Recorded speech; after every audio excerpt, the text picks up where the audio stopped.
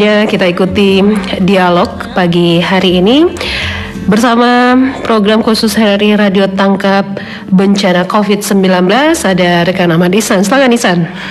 Baik, selamat pagi para pendengar dimanapun berada. Pagi hari ini di edisi Sabtu ya, kita baik di pagi hari ini di edisi Sabtu pendengar, untuk pagi hari ini di program khusus ya, RRI sebagai Radio Tanggap Bencana, kami tentu menghadirkan informasi-informasi yang tentu juga bisa membuat Anda lebih selalu cerdas pendengar ya. Baik pendengar, untuk pagi hari ini menyingkapi topik ya antisipasi dan juga keberadaan berita-berita yang dikategorikan hoax ya, tentu kita butuh ingin berbincang-bincang di pagi hari ini. Baik, ini sepertinya terputus ya hubungan kami dengan narasumber kami di pagi hari ini. Juga kita akan coba kembali untuk ajak Anda pendengar, kami akan segera nanti menuju ke Polda Sumatera Barat untuk bisa berbincang bagaimana upaya dari pihak kepolisian khususnya untuk menyikapi wabah atau penyebaran informasi berkaitan dengan virus corona atau COVID-19 ini. Tetap bersama kami di program khusus RRI Radio Tanggap Bencana COVID-19.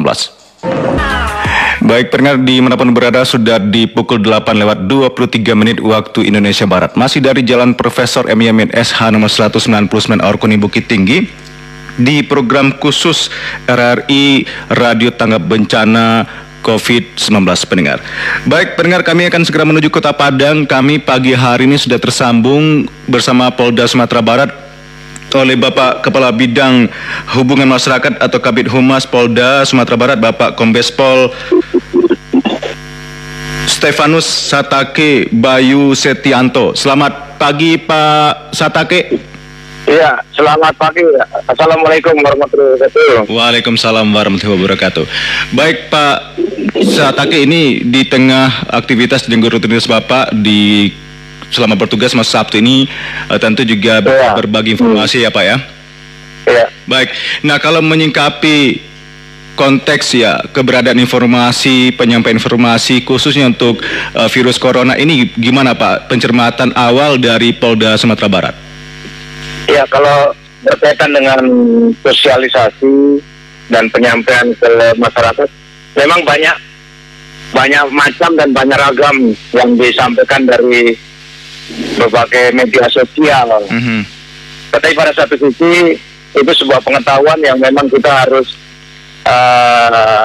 antisipasi, kita baca dan kita harus kalau tidak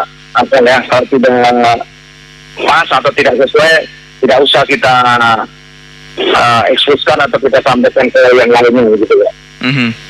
Baik. Nah, kalau tentu publik ingin tahu juga Pak, saat ini kan kita lihat di medsos khususnya banyak oknum-oknum yang tidak bertanggung jawab, mengatasnamakan medianya resmi, medianya punya rujukan yang ya ini dikata media, tapi mereka oknum ini malah menggunakan ya kepiawaiannya membuat artikel, dan ini ujung-ujungnya isi penyampaian beritanya tidak sesuai dengan fakta. Ini gimana Bapak menyikapi? Ya, jadi polisi ataupun Polda jajaran itu punya tim namanya Cyber Troop. Jadi itu kegiatannya adalah melakukan kegiatan patroli di dunia maya. Nah, apabila di medsos ada yang memberikan informasi yang tidak pas atau tidak sesuai, kita lakukan profiling, gitu. Kita lakukan profiling. Kemudian kita cari yang bersangkutan. Kalau masih bisa disampaikan, kita memang yang utama adalah kegiatan sistem yang bersifat himbauan supaya itunya dihapus gitu. Tetapi kalau sudah membuat suasana jadi seru atau kacau, misalnya kita lakukan tindakan. Kita lakukan tindakan secara hukum dengan penegakan hukum. Baik. Hingga saat ini sudah ada Pak catatan-catatan dari tim cyber Polda Sumatera Barat. Ini ada postingan atau dari pengguna akun medsos yang mengarah kepada hoax seperti itu? Ya, memang ada beberapa postingan dari masyarakat yang bersifat hoax atau berita bohong. Kemudian kita lakukan beberapa tindakan dan proses hukum, begitu Bang. Itu sudah diproses atau gimana Pak? Abang tadi memang baru bentuk ya teguran gitu Pak Satake? Ya memang ada yang sifatnya teguran, tetapi ada juga yang diproses. Salah satunya memang ada yang kejadian di Payakumbuh, itu kita proses. Dan kebetulan yang nangani kita melakukan penangkapan, tetapi yang proses dari Bareskrim Mabes. Itu Bang. Baik. Nah, sejauh ini kan kita inginkan Pak dengan bincang-bincang kita di pagi hari ini supaya mengedukasi. Nah, ini kita juga sinkronisasikan dengan media sosial yang khususnya dari Facebook. Nah, jadi jangan sampai pernyataan Pak Satake itu juga tidak diindahkan. Harusnya memang harus bijak ya menggunakan media sosial ya Pak Satake. Ya, betul. Jadi masyarakat pengguna media sosial harus bisa memilih dan berpikir cerdas supaya jangan sampai apa yang kita lakukan malah membuat permasalahan bagi diri kita. Kadang-kadang niat kita ingin memberitahu ke yang lain tetapi malah membuat permasalahan bagi diri kita sendiri. Jadi ini harus benar-benar dari yang bersangkutan bisa cerdas di dalam memberikan informasi kepada masyarakat yang lain juga. Baik. Nah, kalau itu dari medsos, mungkin dunia maya. Nah, kalau setiap orang yang punya telepon pintar sudah punya grup WhatsApp seperti ini, apakah sudah bisa ranahnya dari chattingan, browsing atau juga artikel dengan pesan berantai di WhatsApp juga bisa dimasukkan ke ranahnya hoax seperti itu Pak Satake? Iya, bisa. Bisa ya. Jadi apabila ada juga yang merasa itu berita bohong, kemudian dalam itu disampaikan atau dilaporkan, pasti kita akan melakukan penindakan atau menangani secara proses hukum. Baik. Dan nah ini juga penting kan, kalaupun saya dapat postingan atau mungkin ya broadcast dari teman saya, berarti kan saya kan penerima loh Pak. Nah ini kalaupun pesan itu, informasi itu hoax, ini kan berarti kan saya sebar lagi. Nah yang dijerat itu yang penyampainya, pengirimnya, atau saya menerima juga masuk ke ranah hukum? Yang kita menerima itu biasanya sebagai saksi, tetapi yang mengirim itulah yang menjadi pelakunya gitu. Baik. Nah Pak, kalau dari catatan tadi dari Polda Sumatera Barat berkaitan dengan pengguna akun medsos, nah itu lebih didominasi mana Pak oknumnya ini? Apakah orang masih muda atau tidak ada batasan umur atau gimana? Ya rata-rata masih remaja dan ada orang tua juga Bang. Orang tua juga mereka ya. Karena kadang-kadang mereka tujuannya memang memberikan informasi, tetapi kadang-kadang salah yang dia sampaikan. Iya, baik. Jadi bukan sensasi ya Pak Satake, bukan sensasi semata oleh oknum ini. Ya memang ya karena hanya menyampaikan informasi saja, tidak ada niat yang lainnya.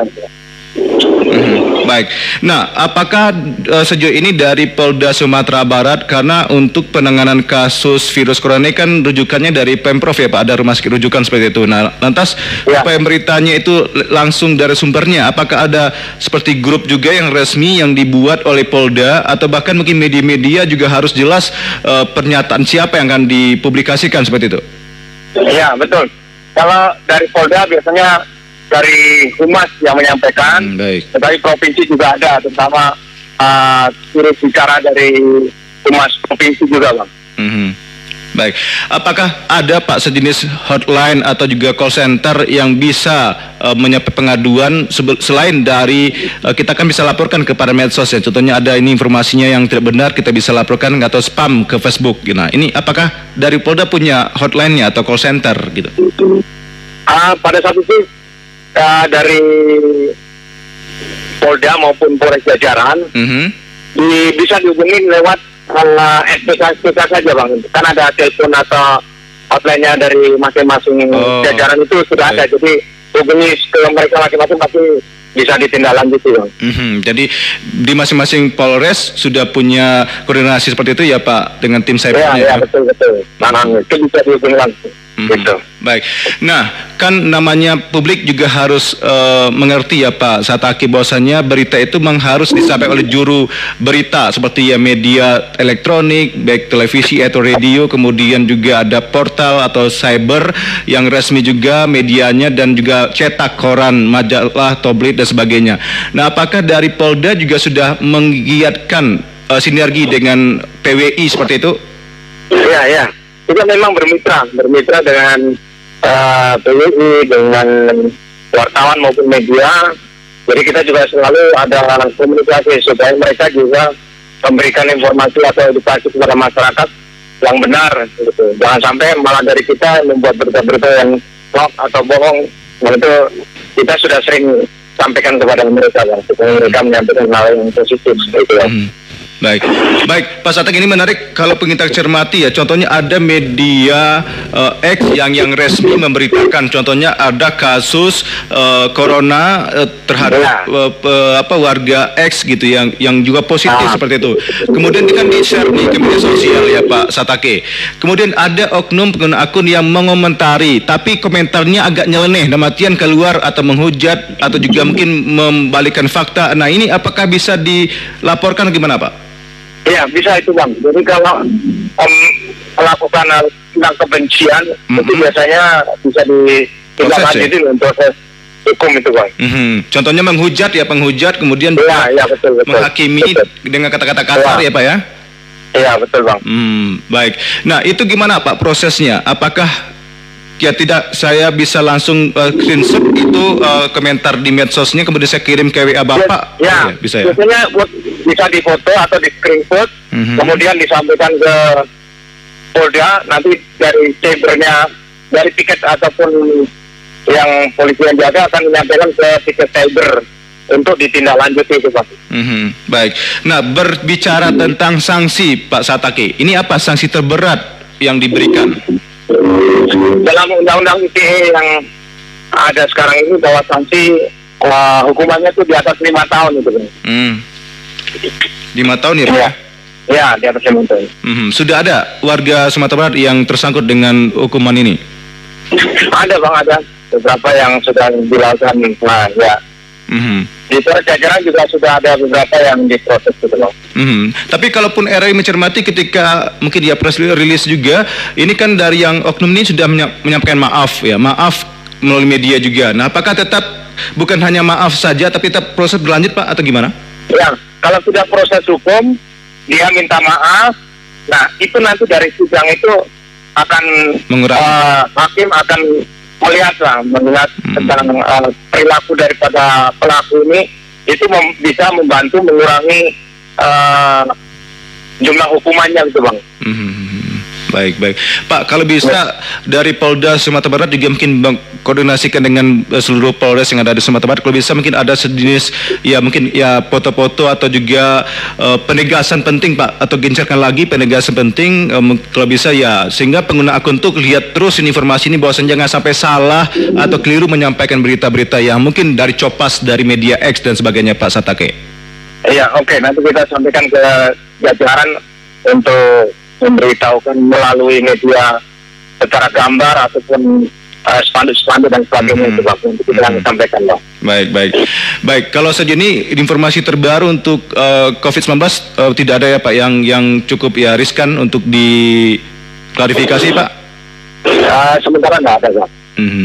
Baik Pak Satake, mungkin terakhir ada pesan atau himbauan kepada pendengar kami, karena ini juga disinkronisasikan dengan Facebook juga Pak. Silakan Pak Satake. Iya, jadi saya berharap kepada masyarakat pengguna Facebook agar cerdas di dalam menyampaikan informasi kepada teman-temannya atau masyarakat yang lainnya, sehingga tidak terjadi permasalahan kepada diri kita sendiri. Terima kasih Bang. Baik Pak Satake sudah hadir dan berbincang di RRI Bukit Tinggi pagi hari ini. Selamat pagi Anda. Assalamualaikum warahmatullahi wabarakatuh.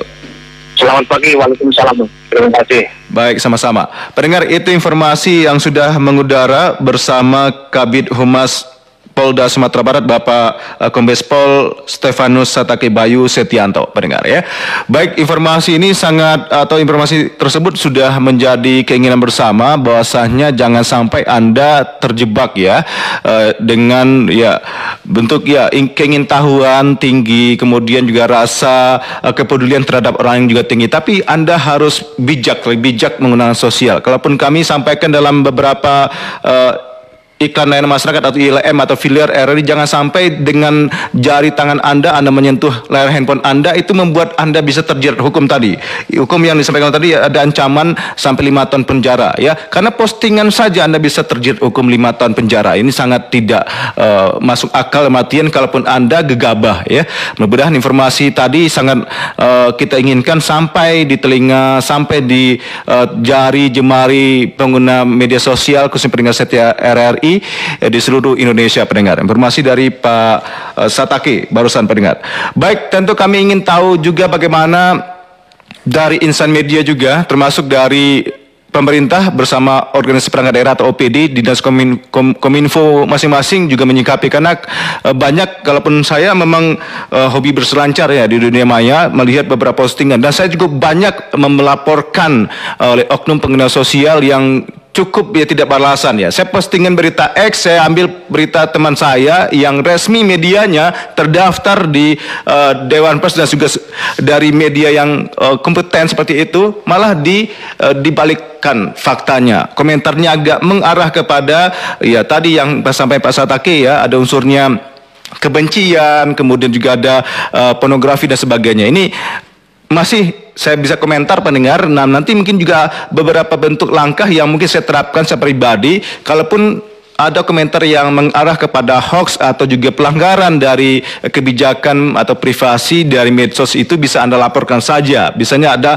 di klik yang bagian atas kanan atas itu laporkan atau spam seperti itu ya ke Facebook. Nah, tapi kalaupun tidak juga Anda bikin komentar juga, nah mungkin contohnya hati-hati berbicara, berkomentar panjang lebar kalau tidak fakta. Nah, nanti bisa juga terjebak dengan ya pelanggaran Undang-Undang ITE, dan itu juga sudah ada respon. Saya sempat dibalas dengan messenger atau juga pesan di Facebook khususnya, mohon maaf Pak gini. Nah, ini juga bentuk edukasi pada pendengar. Jadi jangan, kadang kita komentar ini kemudian banyak oknum-oknum lain yang berkomentar malah lebih jelek atau lebih buruk dari komentar yang sebelumnya. Ini bijak ya. Saya sudah punya banyak, dan saya memang screenshot yang saya tadi sampai oleh Pak Satake, memang bisa di screenshot tuh komentarnya. Ini juga bentuk edukasi kepada masyarakat, dan karena kita yakin ya banyak hal mungkin tua atau muda yang tak ingin berbagi tapi malah tidak tepat cara berbaginya, pendengar.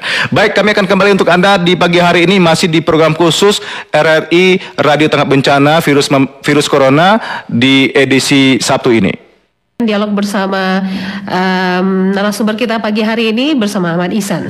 Baik, pendengar, untuk beberapa menit mendatang menjelang nanti ke pukul 9 pagi ini kami akan segera bergabung dengan Ketua Persatuan Wartawan Indonesia PWI Kota Bukit Tinggi, Bapak Haji Anasrul, sudah bergabung dengan RRI pagi hari ini. Selamat pagi dan Assalamualaikum warahmatullahi wabarakatuh, Pak Nasrul.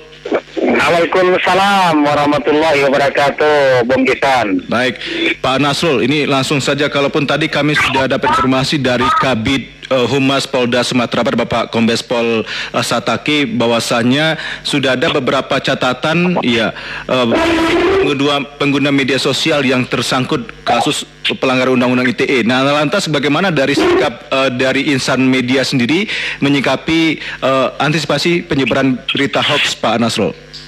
Ya, terima kasih Bung Ihsan. Berita hoax atau berita palsu tentu sangat merugikan masyarakat ya, karena sangat berdampak terhadap masyarakat, dan tentu kita sebagai publik mengantisipasi berita hoax ini tentu dengan berhati-hati, mencermati dan memaknai apakah berita itu hoax atau tidak.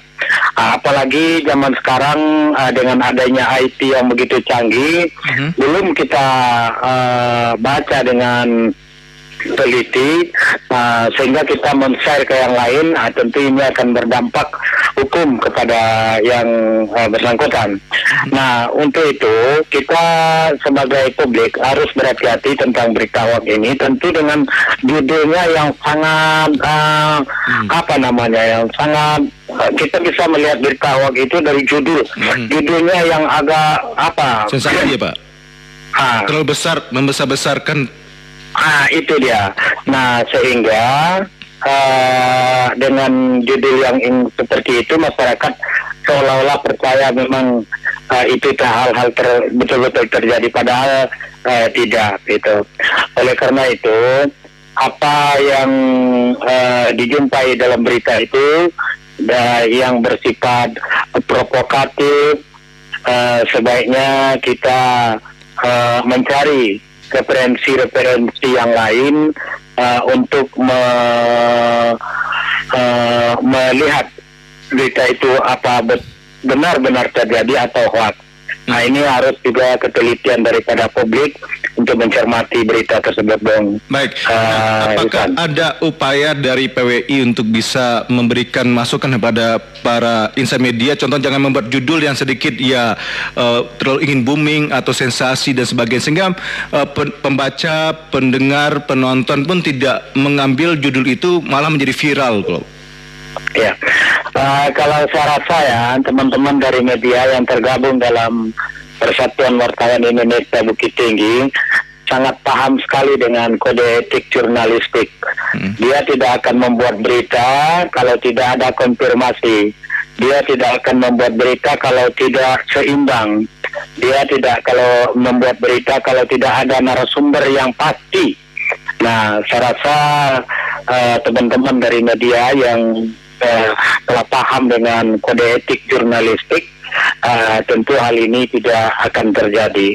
Namun demikian, kita berharap agar berhati-hati membuat berita, karena apalagi saat ini ya, masyarakat kita dalam tingkat waspada yang cukup tinggi dalam virus corona ini, apalagi berita-berita virus corona.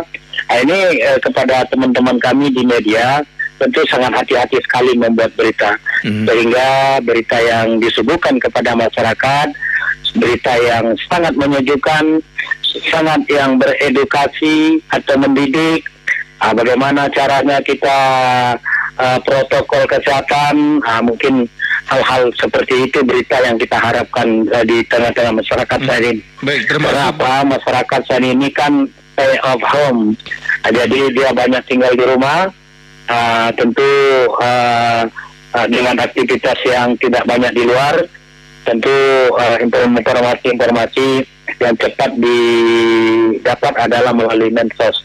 Begitu, Bung Isan. Baik, termasuk juga catatan juga dari media manapun ya, baik cetak, elektronik dan juga cyber, istilah-istilah dalam penggunaan wabah virus corona juga harus jelas ya Pak Anasul. Kan ada contohnya orang dalam pengawasan ODP atau juga dengan pasien dalam ODP dalam pemantauan dan juga PDP ya Pak, ini juga harus jelas untuk jangan sampai masyarakat ketika baca beritanya ODP dikatakan PDP atau yang ODP dikatakan positif sudah terjangkit corona.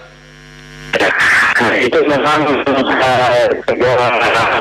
sudah aturan baku yang mengeluarkan itu dari Kesehatan. Kita sebagai wartawan tentu sangat jeli dengan istilah-istilah itu. ODP orang dalam pemerintahan, misalnya bedanya dengan istilah lain. Tentu hal ini sangat sangat hati-hati sekali dari media untuk membuat berita, apalagi berita corona yang sangat membooming saat ini. Baik. Nah, satu lagi ini, apakah memang kalau kita belajar dari penyebaran informasi Pak Nasul ini kan udah ada gugus tugasnya. Nah, kira-kira PWI menyatakan sikap mengambil data atau mengimbau kepada insan media konfirmasi kepada seluruh stakeholder atau satu orang Pak? Ini gimana Pak Nasul? Ini saya rasa tergantung kepada medianya ya. Kalau kita di PWI tidak ada membatasi hal itu, Jadi ini tergantung kepada medianya, memang sumbernya layak dan ada konfirmasi terkait itu, barangkali sudah memenuhi kriteria sebuah berita gitu. Tapi kalau ada keraguan-raguan kan Satgas gugus depannya kan sudah ada dari Bukit Tinggi. Baik, dan ada bukti otentik ya Pak. Jangan sampai nanti cuman dari pembicaraan mulut di warung ini sudah bikin berita ya Pak. Ya itu memang itu sudah ada, itu opini namanya. Jadi buat rekan-rekan kami ya yang telah memahami kode etik jurnalistik, apalagi sebagian teman-teman telah mengikuti ujian kompetensi wartawan, sudah paham sekali membuat berita-berita apalagi sampai saat ini ya. Berita-berita tentang virus corona ini.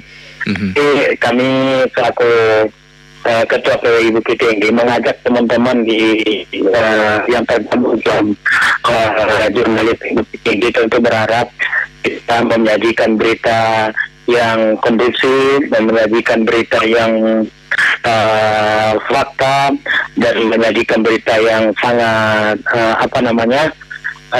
sesuai dengan apa yang terjadi di lapangan, dan tentu kita tes juga dituntut untuk mencerdaskan bangsa.